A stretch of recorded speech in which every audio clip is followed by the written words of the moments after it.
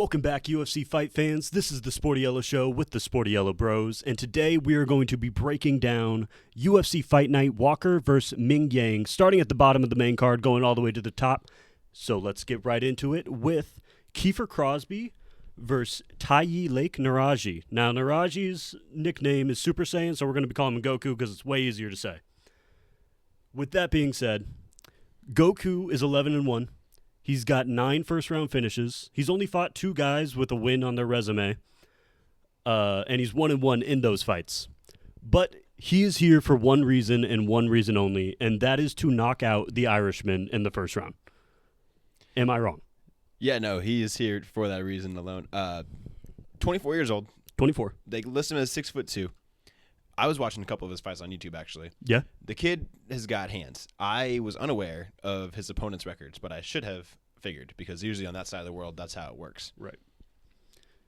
Just feeding kids tomato cans. That way you build up your record and you look better than you are. But on the other side, we got Kiefer Crosby. Crosby has been in the UFC for 2 fights.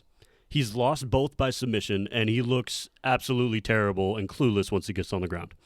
He is a traditional boxer. You know, he's going out there to duke it out, and maybe this is the scrap that he's been waiting for. He hasn't had the most impressive resume. I mean, he was 4-3 in Bellator. His last 6 fights all ended in the first. So really, you are just here to be a punching bag for this young and up-and-coming Chinese fighter. Yeah, we don't know what the odds are, but the odds of you losing money on betting on Mr. Goku by knockout, probably not too bad. Pretty good. Yeah. Probably pretty good. Now, this guy's coming in here to knock him out for sure, or to finish him. The Irishman being 4-3 in Bellator. Mm-hmm. We just saw at UFC 319 what the UFC fighters do to Bellator fighters. Exactly. That being said, this Chinese man is not a UFC fighter. He is now. Neither of them are. It says his southpaw as well. That's interesting. Correct. Well, cool. I'm going with Goku. Same. First round finish. Nice and easy. Knock it out of the way. Let's get this thing started. The crowd's going to be roaring. Popping immediately. I've noticed a lot of Asian crowds are actually pretty quiet. I think they're respectful and just like, I think they just wait for it to happen, and then when it's done, then they cheer. Then they let loose. There's not too much noise in between. I think that's maybe just the culture. They appreciate the finer parts of UFC as well. They are the fans of the wrestling and the grappling exchanges.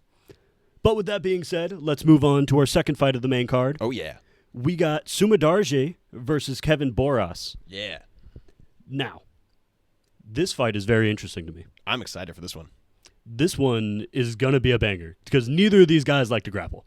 Kevin Boras is one of the most slept-on flyweights in the whole UFC right now. Yes. And I mean, his UFC record will not show you that. He is 1-2. He came off the Dana White Contender Series, got a win there. Real quick, not many times do you see Dana White enter the cage after a decision and shake the hands of both fighters, but he did for this guy's Dana White Contender Series. It was a banger. Did the other guy get a contract as well? I don't know, honestly. Okay. He may as well have, because I don't feel like Dana goes in there like that and the other guy isn't at least, a short notice call away from being brought in. Boras, go ahead. I was just going to say, Boras then makes his UFC debut. I don't know if you watched it, but that Joshua Van fight was great. He had Joshua Van fight shooting in the 3rd round. Arguably, Joshua Van's toughest fight. Yes. Like, if you go back and look at it, he did make him shoot in the 1st round. He won the 1st round. And then, Joshua Van came out in the 2nd, ripped the body. He was eating him with leg kicks. He looked very, tender on that lead leg. At the end of that fight, they were asking the truck if he broke the record for body shots in a fight, talking about Van on Boras. So and I believe Boras' he did. Toughness shows a lot there. Yes. Boras has one problem with his game. Tell me. He cannot switch stances, and he leans so heavy on that front leg because of his boxing style of fighting that fighters have just been eating him up like that. If you look at his knockout loss, he was doing pretty well. But then, Alessandro Costa who's very good as well. He's very good as well. He landed some nasty leg kicks, and Boras was just falling over. He couldn't withstand him anymore. And, Costa would let him back up just to kick him in the leg again. It was one of those dirty fights where, Boras couldn't do much about it because he couldn't switch stances and he couldn't use his boxing effectively because every time he stepped in, there's another leg kick and now you're on the ground again. Mm-hmm. But then you go to his last fight against Rodriguez. Going into enemy territory Mm-hmm. with Rude Boy, right? Rude Boy is I believe Lazy so. Boy. Lazy Boy is his nickname. Lazy Boy was riding hella momentum coming off the Sphere card, Yes. right? Like he was popping at the press conference. Not everybody, but all Spanish-speaking fans were falling in love with this guy. And this was in Mexico. This was the Moreno Ersteg card. And, yeah, Kevin Borjas came and did his damn thing. I've yet to see a boring Kevin Boras fight. Yep. But speaking of exciting fights, Sumadarji versus Matt Schnell. I don't know if you remember this fight. Oh, yeah. This was a Fight of the Year candidate. Yes, it was. With how exciting these two were. Sumadarji hurts Matt Schnell early. He gets him in all kinds of trouble, but his one weakness is the ground game. And once Matt Schnell got him on the ground, he reversed positions, started landing nasty elbows to the head and eye, cut Sumadarji open, and then looked for an arm triangle or a triangle choke on Sumadarji, and he got it. That was such an electric fight. Sumadarji wore himself out within that first and second round. He just let it all out there trying to get the finish. Couldn't get it done and ended up catching the L. But he's in a lot of exciting fights as well. Yeah, he is. And honestly, the his three most recent losses are all to pretty respected flyweights. I think Yes. Charles Johnson is one of the more slept-on flyweights. It feels like every time he's actually on this card, every time somebody beats him, that person ends up getting ranked. And yet Charles isn't ranked. He is that gatekeeper right outside the top 15, If you beat Charles Johnson, the guy with the skullet, if you beat him, you can make your way into a top 15 fight. And then that Mitch Raposo fight, Mitch Raposo wasn't doing nothing, but... This is where I draw the line. Yeah. If you have to take Mitch Raposo to a split decision, then I refuse to pick you. Yeah. Not with no, absolutely not. If my name is on the line, I can't trust you going split decision with Mitch Raposo. No. Not doing it. I think we're both going Kevin Borjas pretty comfortably. I don't know if it ends with a finish, but I can definitely see Kevin Borjas winning. So Borjas has this actually really nasty habit. It's not good of relying on a big sweeping left hook. Yes, yeah, he does. He looked for it all day long against the Joshua Van. I think he gets him. Let's do it. Let's get it done. Big Get sweeping left hook for the win. Get your first finish in the UFC. Do it in Sumadarji. Do it in enemy territory again, back to back. Let's get it done, Kevin Borjas. Should be a good one. All right. Take it away with the heavyweights. Whew. All right. Sergey Pavlovich versus Waldo Cortez Acosta. Mm-hmm. Man, this is a fun matchup. I really love that Waldo has made such a big impact on the heavyweight division since entering the UFC. We've had a real hard time getting heavyweight contenders to be fun to watch. And since this dude debuted on Contender Series, he has only lost one time and is on a current 5 fight win streak. Yep. However, that Sergey Spivak fight could have probably gone either way. I had Spivak winning. So my issue here is Spivak seemed to be landing the more damaging strikes in the later rounds. Yep. And I just don't think that you eat those if they're coming from Sergey. You absolutely do not. Pavlovich is looking to take your head off. He's looking to remove your head from your shoulders. And if you leave your chin out there and you want to enter into a kickboxing match with Pavlovich, it's not going to end well for you. Unless your name is Alexander Volkov and you have incredible reach and range. And And then if you want to do that, then you pick just him apart. bullied him the entire time. Pick him apart. Don't even get close to him. And I mean, looking at Pavlovich's last couple of fights, you go in there against Biggie Boy. Not the most entertaining fight. It was just, you were taking care of business. You got the dominant positions. You were shooting in because he was backing up and wouldn't exchange with you. But you got no damage on yourself within that fight. But then the Alexander Volkov fight, kept you at range, picked you apart. He got frustrated, and, there was love lost after the fight. Yeah, I will say for the Rosenstrike fight, coming off of 2 losses, wins become a little more important than your crazy knockout game. So maybe working at American Top Team, they focused more on like the little things to do to get the win and not so much like let's not risk it against somebody like Rosenstrike, who's a world-class kickboxer. Right. And for the can weight class. separate you from consciousness. Yeah.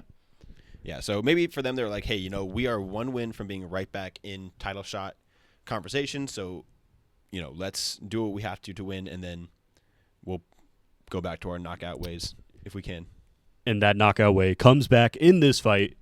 He's going back to his 6-fight KO streak or whatever it was in the first round. Ooh. I got Pavlovich by finish in the first. Okay, I think that we're going to have a dragged out third round in close clinch elbow, puts him to sleep, just like Derek Lewis went to sleep against Ty. Ooh. That's what I see. Definitely could go that way as well. We will have to see. Fun card so far, though. Let's move on to our co-main event. This one is it. The people's main event. This is the people's main event for sure. If this was not in China, this would be the main event of this card. It would be a good one, too.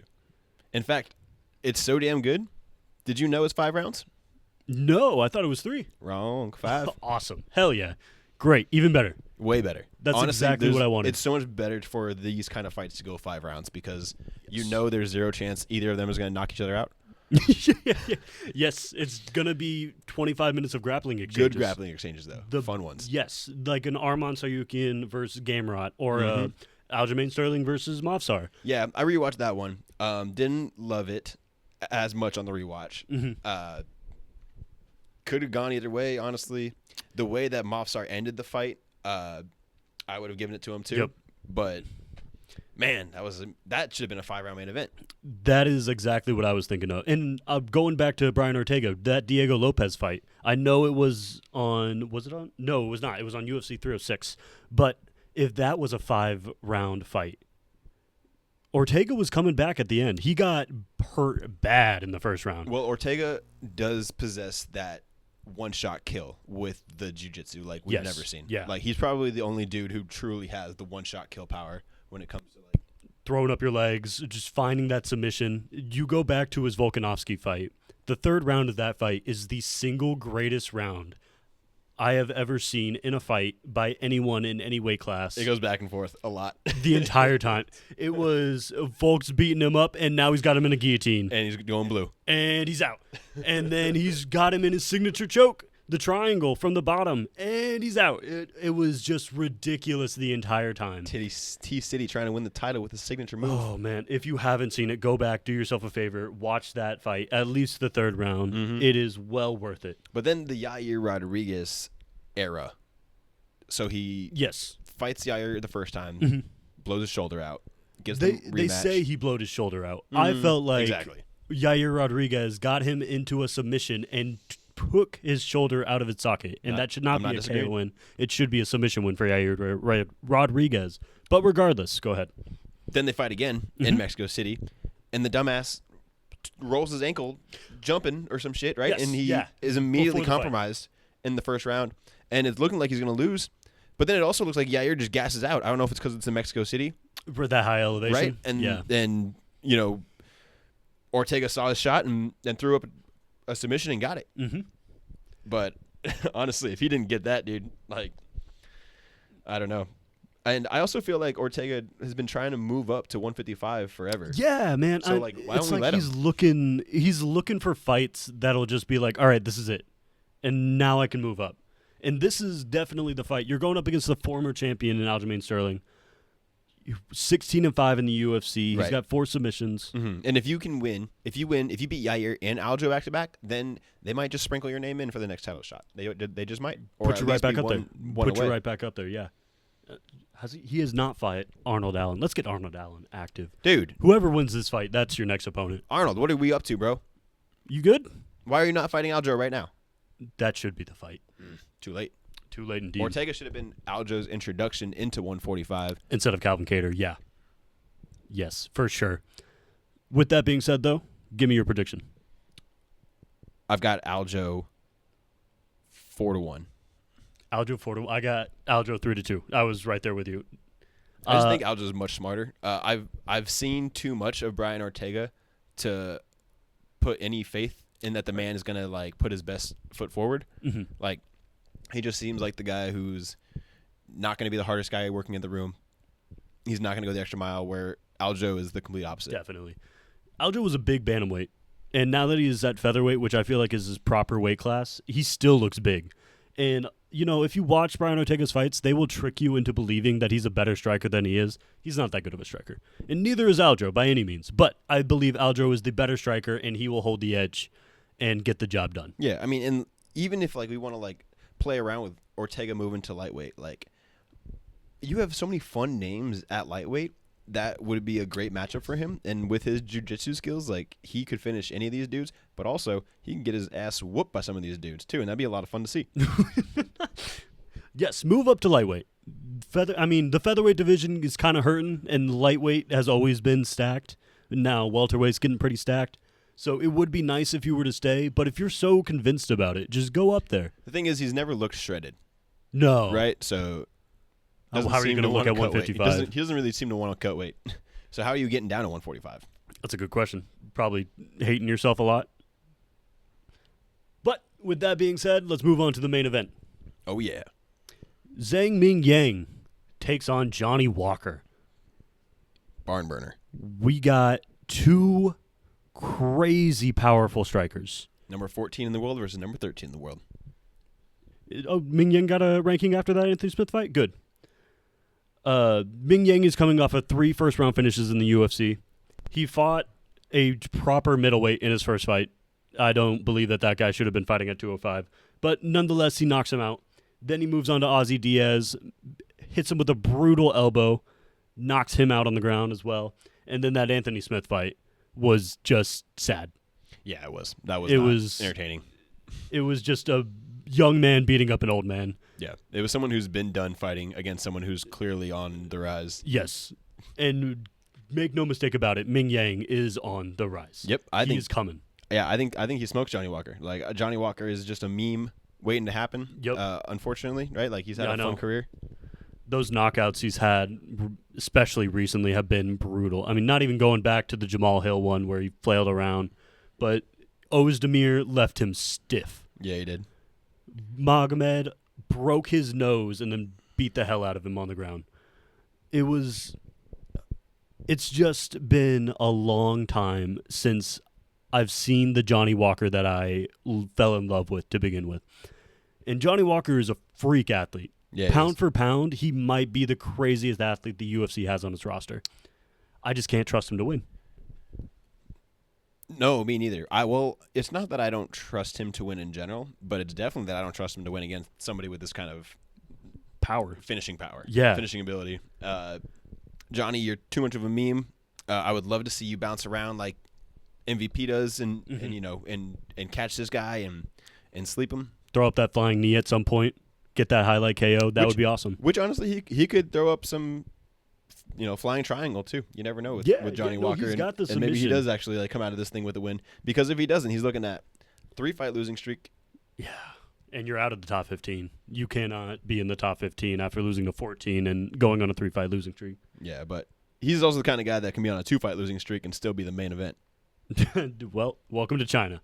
Happy to be here. Thank you for tuning in, sports fans. This was the Sporty Yellow Show. We will see you guys next time. Make sure to like, subscribe, share with your mom, all that good stuff, and we will see you then.